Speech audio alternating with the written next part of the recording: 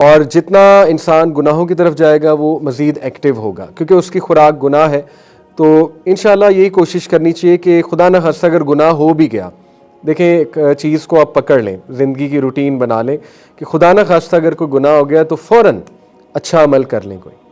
इसको आप इंशाल्लाह अपनी ज़िंदगी का हिस्सा बना लें, क्योंकि नबी सल्लल्लाहु अलैहि वसल्लम ने फरमाया जब इंसान गुनाह करता है उसके दिल पे एक काला धब्बा लग जाता है, और अगर वो कोई अच्छा अमल नहीं करता, वो काला धब्बा या रिपेंट नहीं करता, वो बढ़ जाता है, यहाँ तक कि पूरे दिल को काला कर देता है। तो इंशाल्लाह ये कि बंदे से कोई ख़ता हो गई खुदा न खास्ता, तो वो फ़ौरन से 2 नफल पढ़ ले और वो अल्लाह से तौबा करे, इस्तग़फ़ार करे, ठीक है, लेकिन ये कि सच्ची तौबा करे कि उस तरफ रिटर्न ना हो। तो यही तरीका है करीन को जो है वो डाउन करने का। जितने आपके अज़कार स्ट्रॉन्ग होंगे, जितने आपके इंशाअल्लाह ताला नेकियां होंगी, उतना वो वीक होगा, और जाहिर है कि फिर जितना वो वीक है उतने वसवसे इंशाअल्लाह ताला कंट्रोल्ड होंगे। ये वो दुआ है, औज़ु बिल्लाहि समीइल अलीम मिनश शैतानिर रजीम मिन हमज़िही व नफ़ख़िही व नफ़्सिही। I seek refuge in Allah, the all hearing, all knowing, from शैतान the outcast and from his whispers, his blowing and his नफ्स। आपको पता है कि कुछ स्कॉलर्स ने ये जो है मिन हमज़िही व नफ़ख़िही व नफ़्सिही, इससे कोई स्कॉलर ने उसकी सिंगिंग भी मुराद ली है। नबी सल्लल्लाहु अलैहि वसल्लम ने बाकायदा हदीस में आता है ना कि शैतान अपनी आवाज़ से मुतासिर करता है लोगों को, तो आवाज़ का से मुराद है सिंगिंग, तो उसकी सिंगिंग से भी पनाह मांगी गई है, शैतान की सिंगिंग से। तो आज की सारी म्यूज़िक इंडस्ट्री शैतान की सिंगिंग है, ठीक है, तो वो सिंगिंग से वसवसे आते हैं, तो उससे भी पनाह जो है वो मांगी गई है। इसी तरह ये इतना स्ट्रॉन्ग, मैं आपको लिटरली पर्सनल ऐसे केस स्टडीज़ बता सकता हूँ जिनको मैंने ये जिक्र करने का कहा और they reported back to me कि बहुत फ़र्क पड़ा है वसवसों पे और ओसीडी पे, और हमारे हालात बहुत चेंज हुए, ठीक है। ये जिक्र सुबह से शाम तक 100 बार कर लेना चाहिए, आइडियली सुबह ही कर लेना चाहिए 100 बार, ठीक है। अगर 100 बार नहीं हो सकता तो कोई इतना परेशान होने की ज़रूरत नहीं है, अपने सर पे सवार करने की ज़रूरत नहीं है, 10 बार कर लें, ठीक है, इंशाल्लाह। पॉइंट इस ज़रा गौर व फिक्र से करें। लेकिन जो इसको 100 बार करेगा, नबी सल्लल्लाहु अलैहि वसल्लम ने फरमाया a shield will be created from him from Satan on the day till night. सवाल ही नहीं पैदा होता शैतान उसके करीब आए या शैतान उसको कोई तकलीफ पहुंचाए, ठीक है। तो ये बहुत पावरफुल जिक्र है, ला इलाहा इल्लल्लाह वहदहु ला शरीका लहु लहुल मुल्कु व लहुल हम्दु व हुवा अला कुल्ली शैइन क़दीर। ये नबियों का जिक्र है, हर नबी का जिक्र है ये, ठीक है, हदीस में आता है। तो आइडियली सुबह ही कर लेना चाहिए, और 10 मिनट लगते हैं, मैक्सिमम 10 मिनट, मैंने कैलकुलेट किया हुआ है बाकायदा, ठीक है। तो एक वीडियो भी है एक राकी की, एक स्कॉलर है तो राकी होता है जो स्पिरिचुअल हीलर होता है, एग्जॉर्सिज्म नहीं होता वो करने वाले। तो एक वीडियो है यूट्यूब पे, उसमें वो वाक़या सुना रहे हैं अपना कि खातून पे जिन आया हुआ था। ज़ाहिर है पोजेशन हो जाती है, हमारा इस पे ईमान है, बड़ा रेयर होता है लेकिन हो जाती है। तो उस पर पोजेशन हुई थी बाकायदा। तो वो हाजिर हो गया, जब उन्होंने कुछ आयात पढ़ी तो वो एकदम से मर्दाना आवाज़ में औरत बात करने लगी और बड़ी एग्रेशन में आ गई। तो उनके हस्बैंड भी साथ मौजूद थे, तो उन्होंने उससे कहा जिन से कि तुम अल्लाह के हुक्म से निकल जाओ। तो उसने आगे से एक बात की, उसने कहा मैं एक शर्त पे निकलूँगा कि मैं तुम्हारे अंदर आऊँगा, इसे छोड़ के मैं तुम्हारे अंदर आऊँगा।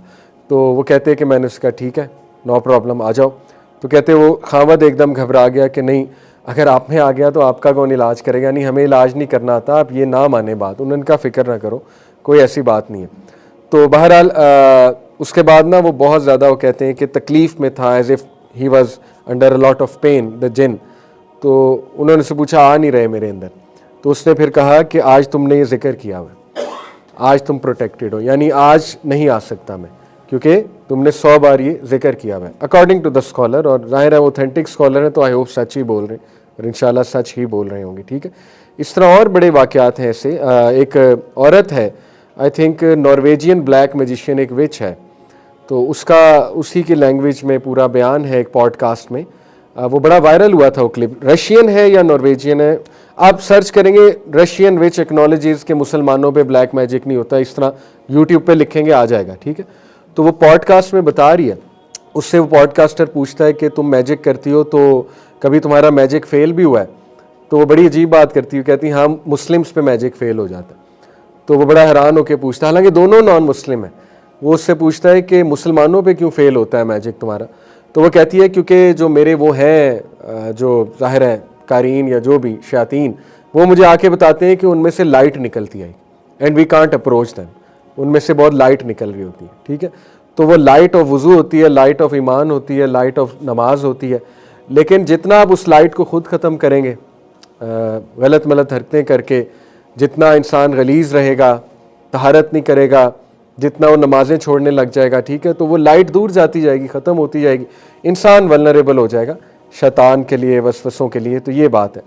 तो अब इसके कुछ देखें, अभी तो हमने डिस्कस किए ना रिलीजियस सोल्यूशन में पहला सोल्यूशन ये है कि अपने आप को काम डाउन करें। काम डाउन ऐसे करें कि वसवसे नेचुरल हैं, ठीक है, सबको आते हैं, और नबी सल्लल्लाहु अलैहि वसल्लम ने गारंटी दी है कि देखें अल्लाह ताला नहीं पकड़ेगा आपको वसवसों के ऊपर, तो काम डाउन। मिसाल के तौर पे जिस बंदे को ओसीडी है, खुदा ना खास्ता, बहुत ज़्यादा वसवसे आते हैं, वो तो नॉर्मल कैटेगरी से ही निकल गया ना, उस पर तो फिक ही और अप्लाई होगी, समझ रहे ना। जैसे एक शख्स जिसका दिमाग सही से काम नहीं करता, उसमें तो फिक के वो रूल सही से अप्लाई नहीं होते, तो उसको तो वैसे ही रिलैक्स करना चाहिए कि चलो लेट सपोज तुम्हारा वुजू नहीं भी है, इंशाल्लाह अल्लाह कबूल कर लेगा, ठीक है, क्योंकि एक्सट्रीम केस है ना, तो उसको तो ऐसे भी रिलैक्स करना चाहिए। तो बाकी एक और सलूशन, आऊज़ बिल्लाह, ये जो दुआ है ये पढ़ें, फिर ला इलाहा इल्लल्लाह वहदहु ला शरीका लहू ये पढ़ें। और एक और इस्लामिक सलूशन ये कि देखें थोड़ा सा पॉजिटिव थिंकिंग, अल्लाह से ये दुआ भी करनी चाहिए और एक्सेप्टेंस की तरफ भी आना चाहिए ना। एक्सेप्टेंस यही है ना कि ठीक है, देखो अल्लाह ताला ने मुझे इतनी नेमतें दी, बदले में अगर ओसीडी है भी तो कोई बात नहीं, अल्लाह के लिए बर्दाश्त करूँगा, अल्लाह के लिए बर्दाश्त करूँगी। तो मैंने आपको बताया था ना, अक्सर एक्सेप्ट करने से अल्लाह ताला की रहमत आ जाती है, मसला हल हो जाता है। जैसे वो मैंने आपको गाँव का वाक़या सुनाया था ना, वो सैलाब आया हुआ था, मेरे जो एक दोस्त हैं उन्होंने सुनाया, उनके गांव में सैलाब आया हुआ था, तो सारे परेशान थे कि यार नुकसान बहुत हो गया। तो एक बाबा जी ने एक सेंटेंस कहा कि देखो जी, अगर अल्लाह की यही रज़ा है कि हम डूब के मरें तो हम डूब के मरेंगे अल्लाह को राज़ी करने के लिए। तो वो कहते हैं कि वो जब उन्होंने ये जुमला बोला तो सैलाब टल गया। इसी तरह कई लोग की मैंने खुद स्टोरी सुनी कि औलाद नहीं हो रही थी, जब ये सेंटेंस अटर कर दिया कि अल्लाह ठीक है, अगर आपकी यही मर्ज़ी है, मैं राज़ी हूँ आपकी रज़ा में, तो औलाद हो गई, अगले ही साल अल्लाह ने औलाद दे दी।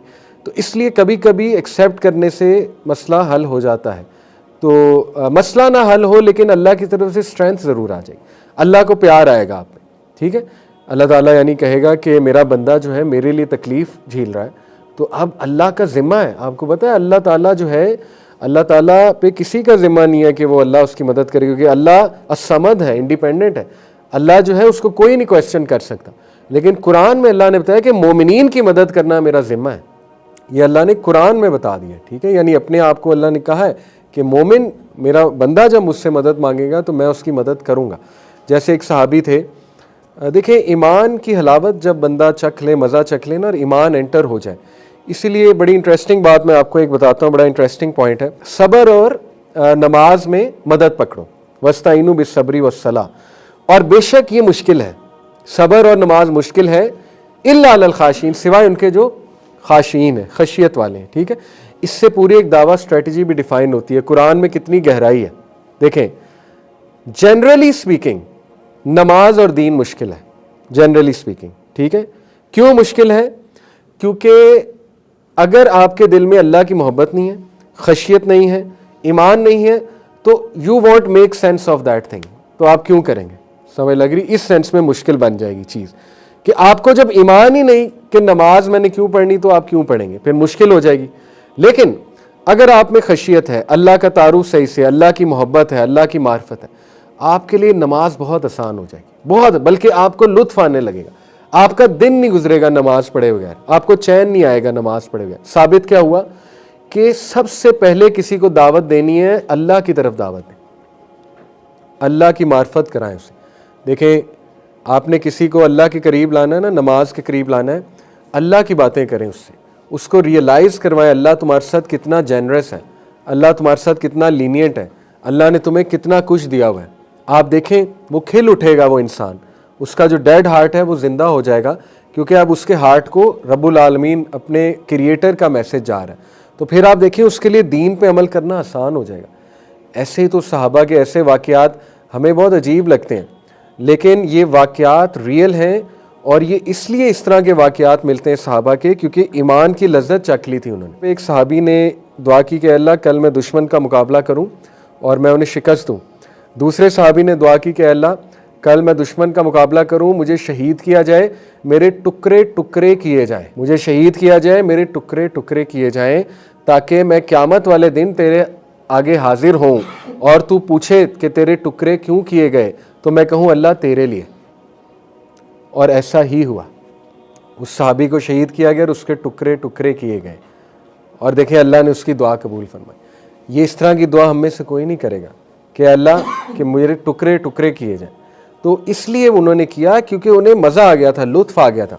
इसी तरह एक सहाबी रो रहे थे मौत के वक्त, तो उनसे पूछा गया कि क्या आप इसलिए रो रहे हैं, आप दुनिया से रुखसत होने लगे कि वक्त आ गया है? तो क्या खूबसूरत उन्होंने जवाब दिया। उन्होंने कहा नहीं, मैं इसलिए रो रहा हूँ कि now there will be no more सर्दी के वज़ू। अल्लाह अकबर, अब सर्दी के वज़ू करने का वक्त गुज़र चुका है, अब गर्मी में मस्जिद जाने का वक्त गुज़र गया, अब वो जो मुशक्क़त करता था मैं दीन के लिए वो ख़त्म हो रही है। अल्लाह अकबर, यानी ये कौन लोग थे आप सोचें, सहाबा, पता नहीं कौन सा लेवल था इनका ईमान का।